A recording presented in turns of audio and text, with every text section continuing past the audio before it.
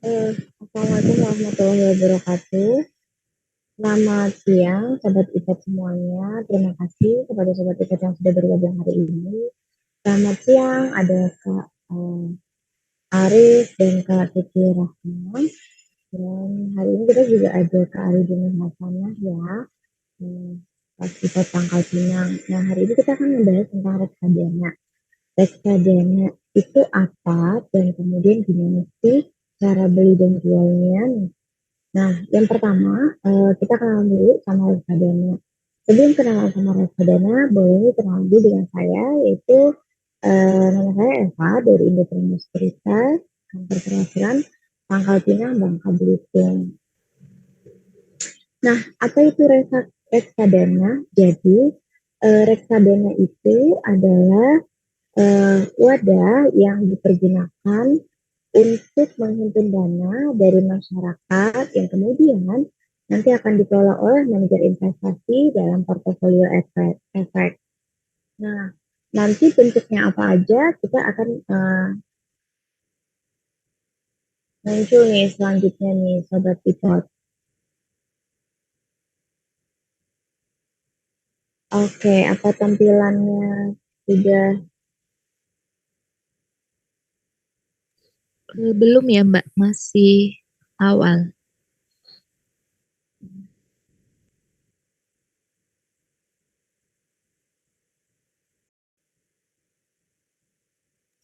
Udah ya Mbak. Oke. Nah, jadi kita kenalan dulu nih sama reksadana ya.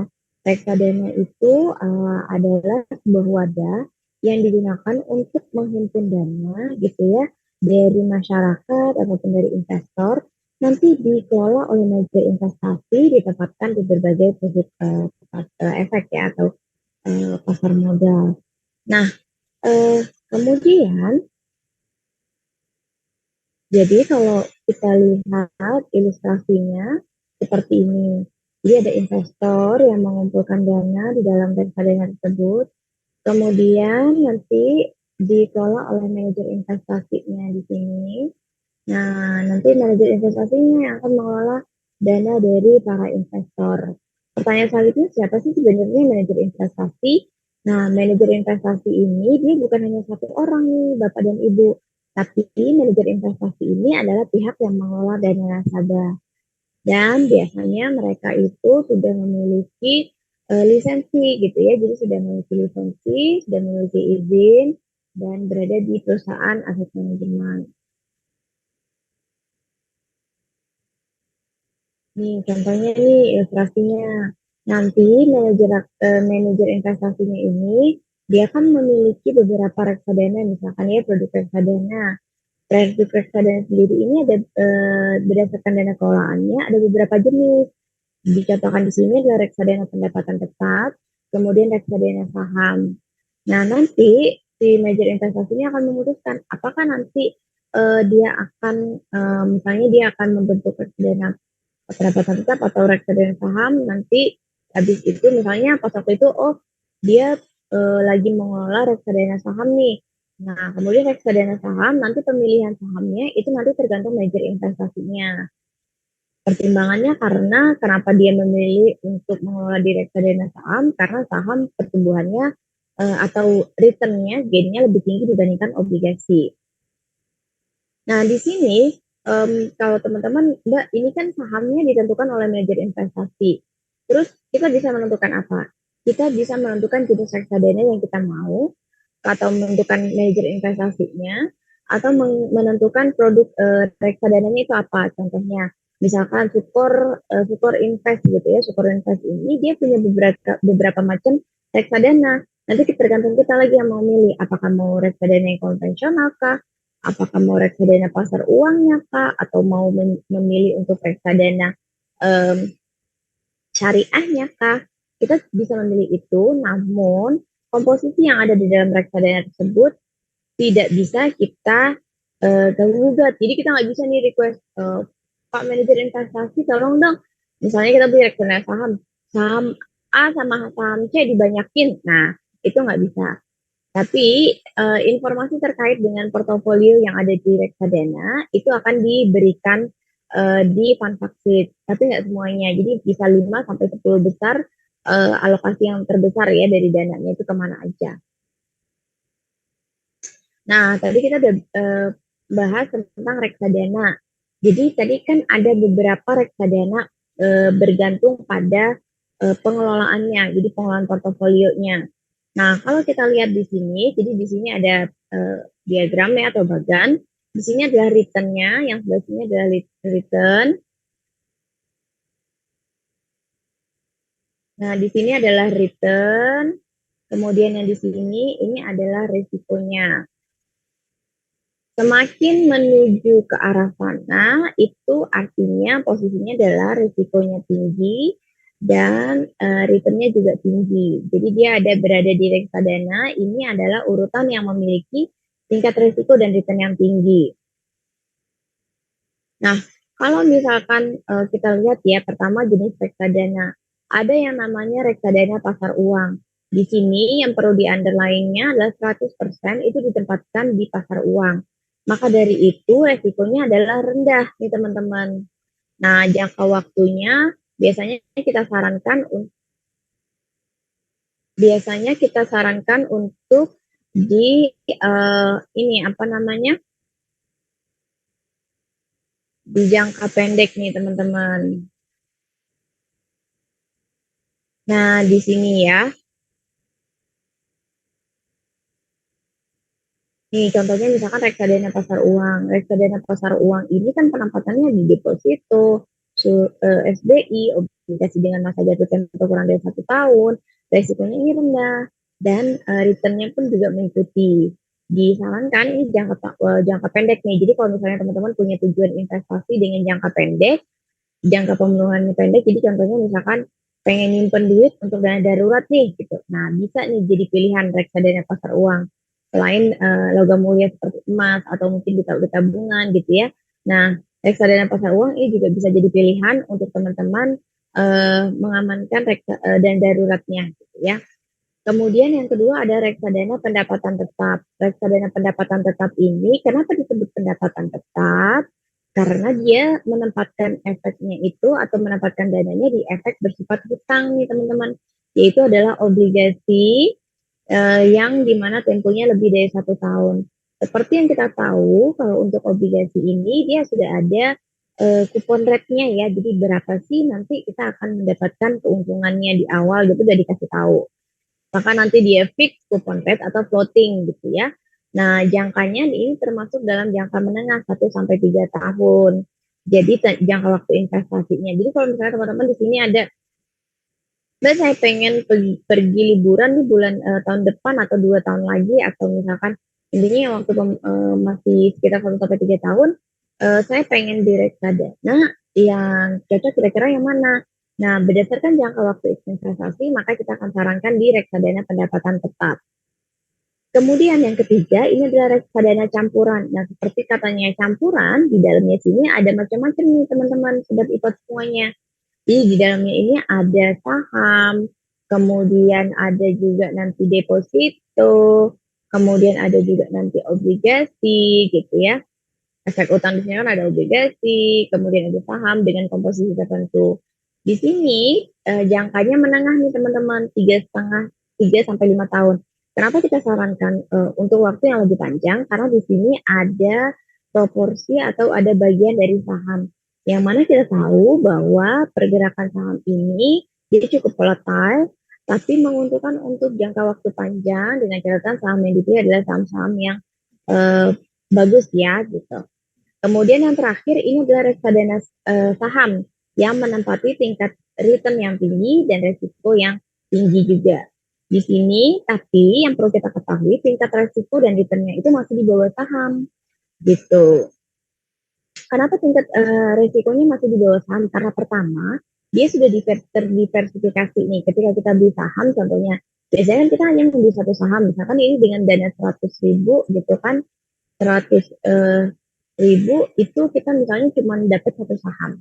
Kalau di reksadana saham, di dalamnya kita dapat berbagai macam saham nih teman-teman. Yang mana kita tahu kalau diversifikasi itu akan memperkecil profil resikonya gitu ya. Kemudian ada poin lain yaitu adalah MI atau manajer investasi tadi, pihak yang mengelola dana yang sudah kompeten gitu ya. Nah, itu yang bisa mengurangi tingkat resikonya juga gitu. Oke, kita next.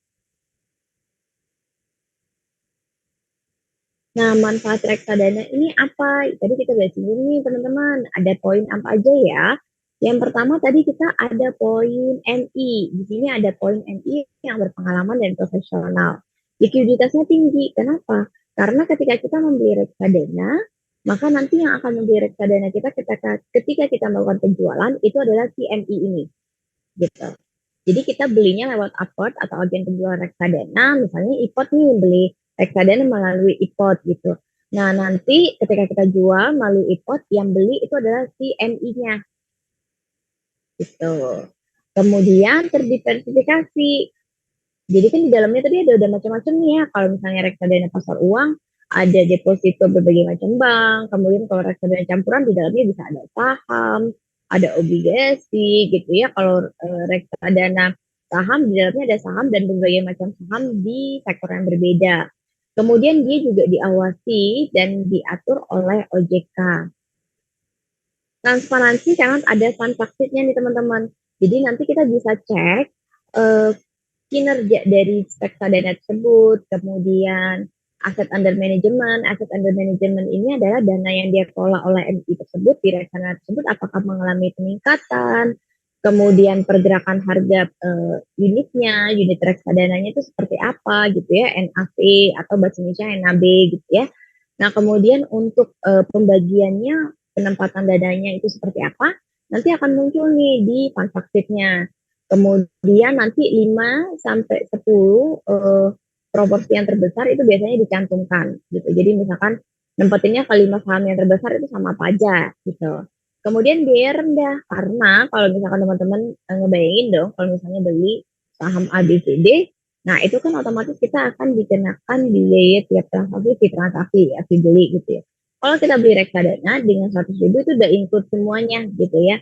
Jadi teman-teman tinggal beli aja 100.000 itu udah biasanya kalau di import itu rata-rata gratis biaya beli dan gratis biaya jual. Dan tidak termasuk dari objek pajak.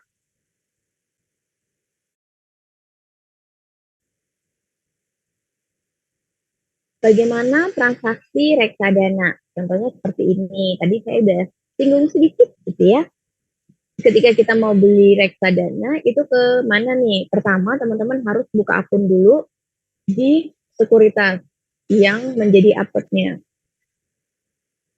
Contohnya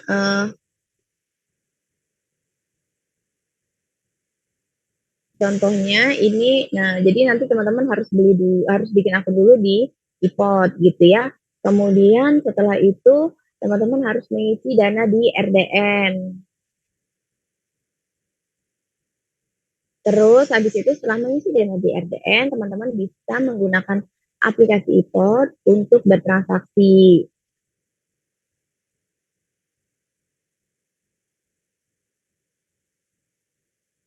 Nah, kemudian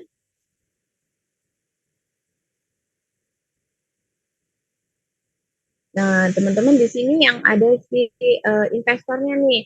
Nah, investor cukup dengan dana 100.000 aja itu udah bisa membeli reksadana. Contohnya misalkan NAB-nya atau net aktif bersihnya itu 1.000 per unitnya. Berarti kan dapatnya adalah 100 unit gitu ya, 100 unit reksadana. Belinya dari mana? Belinya adalah dari si manajer investasi lewat apetnya atau agen penjual reksadana dalam hal ini adalah IPOT gitu. Nanti jualnya kalau misalnya teman-teman jual, jualnya nanti si manajer investasi inilah yang juga membeli reksadana teman-teman. Ini penjualannya. Jadi kalau teman-teman jual reksadana yang 100 unit tersebut gitu ya, nanti misalkan karena misalkan nih ya teman-teman ininya apa namanya? Misalkan di sini reksadananya ini sudah bertambah nih di portofolio yaitu sebesar 20.000 gitu ya. Jadi nanti teman-teman pas waktu ketika jual kepada MI, merealisasikan keuntungannya dengan kenaikan harga reksadananya, maka nanti akan mendapatkan 120.000. Contohnya misalnya sudah mengalami kenaikan sebesar Rp20.000 gitu ya.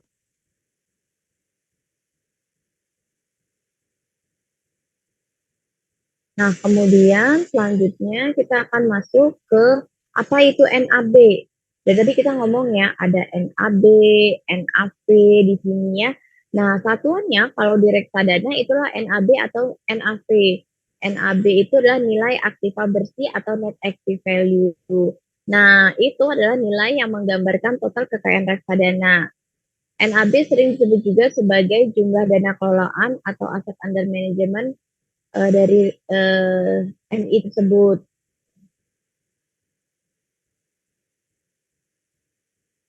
Nah, ini contohnya NAV atau NAB. Jadi, nah, contohnya misalkan kita beli Premier Pasar Uang ya. Nah, ini nanti yang akan saya tampilkan ini dia adalah fun fact sheet-nya nih teman-teman. Fun fact sheet ini adalah kayak report-nya gitu ya. Jadi ringkasan dari si reksadana tersebut. Ini sebentar ya.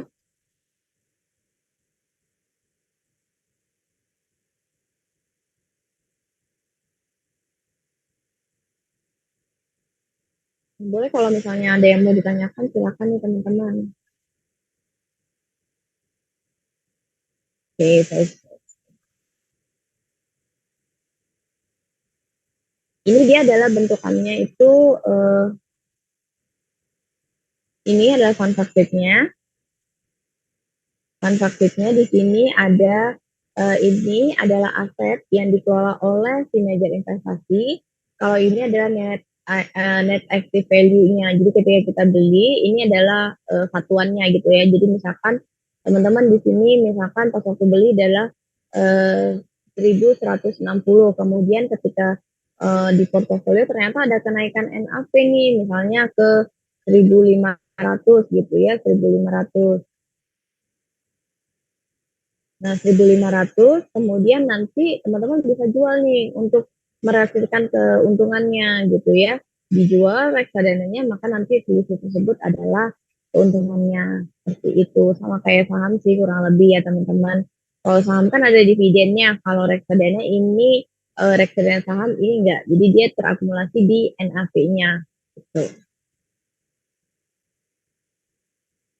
Oke, kemudian di sini nanti akan ada juga penjelasan tentang kategorinya apa. Ini adalah reksadana pasar uang. Terus kemudian siapa MI-nya, manajer investasinya, yaitu adalah Independent Investment Management. Kemudian ada bank kustodinya. Jadi jangan takut ya teman-teman ketika teman-teman beli reksadana, maka dananya itu adalah berada di bank kustodinya, gitu ya, atau bank kustodiannya. Nah, sebelum kita lanjut, kita sepertinya menerima pertanyaan nih dari Kak Siti Rahma. Hai Kak, selamat siang. Izin bertanya, ada tidak ya reksadana syariah? Oke, Kak Rahma. Jadi teman-teman, reksadana ini juga ada reksadana yang syariah dan ada juga reksadana konvensional. Nah, reksadana syariah ini yang mana pasti dalamnya itu adalah sesuai dengan ketentuan prinsip-prinsip syariah. Jadi kalau misalkan reksadana syariah itu nggak ada nih emiten atau perusahaan-perusahaan yang ada di bursa efek yang bergerak di bidang misalkan toko gitu ya. Nah itu nanti nggak akan masuk dalam portofolionya reksadana syariah gitu ya untuk reksadana saham syariah. Kemudian um, setelah itu jadi jawabannya ada, nanti tinggal dipilih aja mau reksadana konvensional atau reksadana syariah. Bedanya nanti dia adalah di penempatan dananya atau pengelolaan dananya hanya di efek-efek yang sesuai dengan prinsip syariah gitu.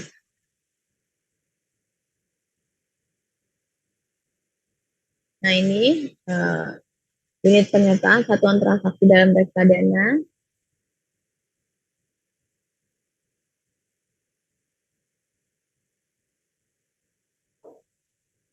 Nah,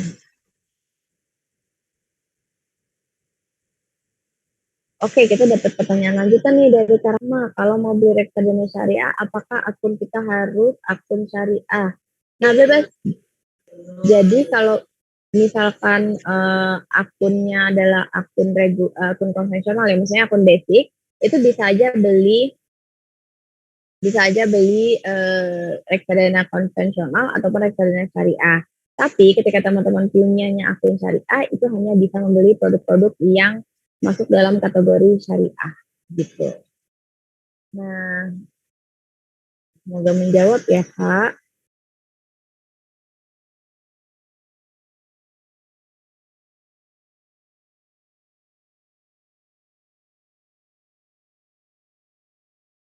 Sama-sama Kak Siti Rahman. Nah ini kita masuk di kapan harga reksadana berubah. Jadi ketika close market biasanya nanti akan ada pembentukan harga reksadana. Jadi kalau misalnya teman-teman yang beli hari ini sebelum jam 1, maka nanti cut off-nya sebelum jam 12 ya sekarang ya jam 12 ya selama pandemi teman-teman itu jam 12 nanti teman-teman akan mendapatkan NAV hari ini. Tapi ketika sudah lewat dari jam 12 maka teman-teman akan mendapatkan NAV di besok hari gitu. Harga reksadana berubah setiap hari kerja bursa. Ya. Jadi kalau di reksadana itu kan biasanya kita ada buy sell gitu ya. Nah, kalau di reksadana itu namanya subscription, itu pembelian reksadana, redemption itu adalah penjualan reksadana, kemudian kalau switching ini mengalihkan investasi dari satu reksadana ke reksadana lainnya. Reksadana ini kapan sih bisa ditransaksikan? Jadi reksadana ini bisa ditransaksikan pada jam dan hari bursa gitu ya. Jadi kalau misalnya teman-teman belinya di beli reksadana itu biasanya Senin sampai Jumat gitu sesuai dengan hari bursa. Minimum transaksinya sesuai dengan masing-masing reksadana dan sesuai masing-masing sesuai dengan masing-masing ya sesuai dengan MI-nya sendiri ya. Nah kalau di pot rata-rata itu 100.000 itu udah dapat reksadana. Nah kita ada simulasinya. Jadi contoh Budi membeli reksadana ABC senilai 100.000 ketika NAB-nya 1.000 per unit penyertaan. Artinya Budi akan mendapatkan berapa nih? Yaitu 100 unit penyertaan. 2 bulan berikutnya, NAB per unit penyertaan reksadana si Budi ini yang awalnya adalah di 1.000 ya nilai per unitnya. Nah, sekarang ternyata dia naik menjadi 1.200 dan Budi menjual seluruh unit penyertaannya dan dia akan mendapatkan 1.200 kemudian dikali 100 unit penyertaan yang ini kemudian dapatlah 120.000, maka dalam 2 bulan dapat sih keuntungannya yaitu 120.000 dikurangi 100.000 yaitu sebesar 20.000. Nah, bagaimana kalau misalnya NAB-nya turun nih dari 1.000 menjadi 900, kemudian Budi menjual seluruh unitnya, maka dia akan menderita kerugian. Kenapa? Karena tadi kita belinya adalah 100.000. Jadi ini adalah simulasi perhitungannya. Baik, itu dulu yang kita sampaikan. Teman-teman, sembari kita menunggu pertanyaan lagi, kita masuk ke aplikasi iPod ya. Nah, ini adalah aplikasi iPod. Jadi ketika teman-teman mau beli reksadana, ini bisa pilih ke yang ini. Nah, itu adalah logo reksadana. Nah, jadi kita masuk ke reksadana. Nah, tadi yang kita bilang tadi ada subscription ya, teman-teman. Ada subscription dan kemudian ada redemption di sini, subscription dan redemption. Nah, di iPod itu kita punya sub account. Sub account ini apa? Sub account ini adalah untuk memisahkan misalkan tujuan-tujuan investasi teman-teman jadi lebih jelas gitu ya. Contohnya misalkan teman-teman punya tujuan investasi untuk misalnya ganti handphone. Jadi nanti di subscription-nya adalah ganti handphone iPhone gitu misalkan. Kemudian misalnya beli kambing Idul Adha itu juga bisa dijadikan. Jadi dari akun utama nanti dibuatkan sub account. Nanti teman-teman bisa nih beli reksadana dan dipisah-pisah gitu berdasarkan tujuan investasinya. Kemudian kita juga ada berkala list. Berkala list ini adalah fitur yang diberikan oleh iPod untuk memudahkan kita nasabah Indo Premier dalam bertransaksi reksadana secara rutin. Jadi biar nggak lupa-lupa nih kalau mau menyisihkan uang lewat berkala list.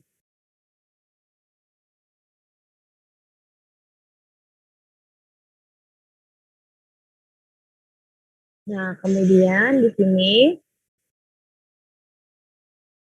teman-teman bisa menggunakan evaluator di sini untuk memilih reksadana yang ada, kemudian bisa membandingkan juga beberapa reksadana yang dalam satu jenis ya, jadi jenis pengelolaan. Jadi contohnya misalkan reksadana pasar uang ABCD dengan reksadana pasar uang MYZ gitu ya. Jadi dalam satu jenis gitu.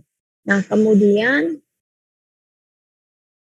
di sini juga ada MI list-nya, jadi teman-teman terbantu nanti bisa lihat kira-kira siapa sih 5 terbesar MI, kemudian teman-teman kulik reksadananya boleh. Nah, kemudian contohnya misalkan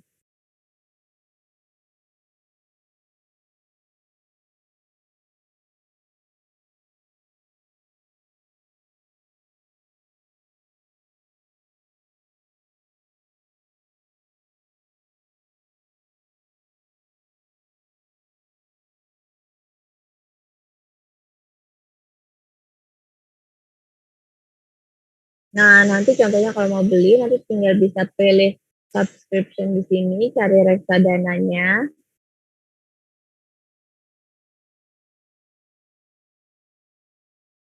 Nanti tadi bisa kita pilih dari situ tadi, mau langsung dari sini. Baik, nanti kita pilih misalkan contohnya Bang.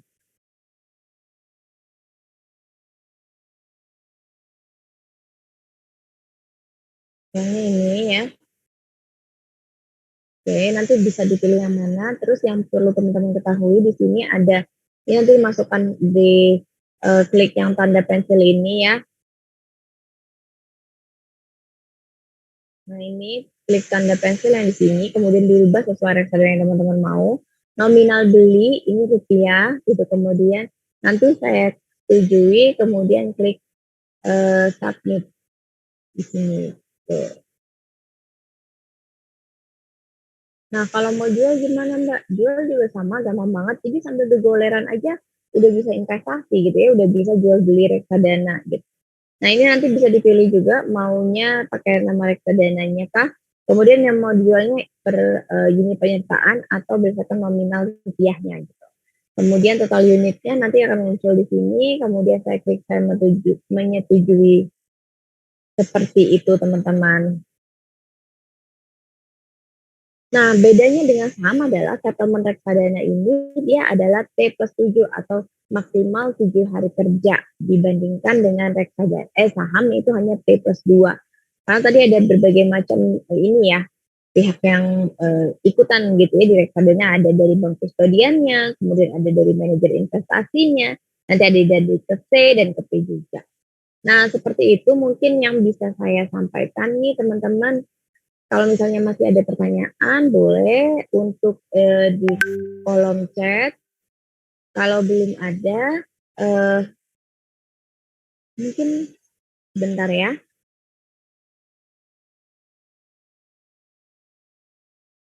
Nah, kita akan kirim link survei untuk kegiatan siang ini nih teman-teman. Nanti mohon diisi ya teman-teman dan sobat IPOT semuanya.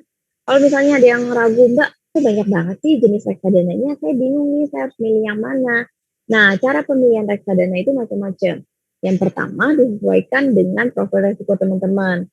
Bagaimanapun juga kan itu investasi itu harusnya yang bisa membuat kita lebih merasa aman gitu ya dan tidak terbebani gitu.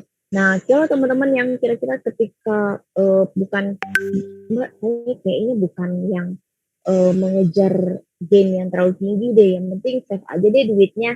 Nah, itu bisa teman-teman pilih reksadana pasar uang gitu. Tapi kalau misalkan di sini ada yang ngerasa bahwa kayaknya saya butuh reksadana saham deh, dan nggak apa-apa itu juga boleh gitu ya, atau mau kedua-dua sekaligus, kayaknya untuk nyimpen dana darurat atau dana yang saya butuhkan di bawah kurang dari setahun, saya pengennya masuknya reksadana pasar uang. Tapi kalau misalkan untuk jangka panjang saya pengennya beli saham.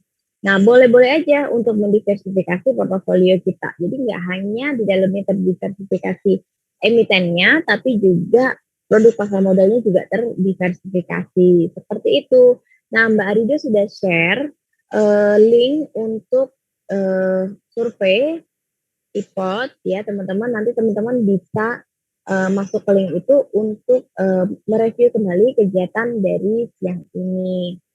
Seperti itu teman-teman, sobat ipot semuanya.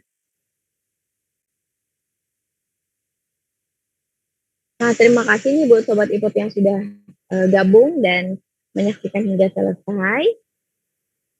Kemudian jangan lupa untuk mengisi dari link surveinya. Nanti setelah itu, kalau misalnya teman-teman ada pertanyaan, feel free untuk menghubungi saya atau Mbak Arido.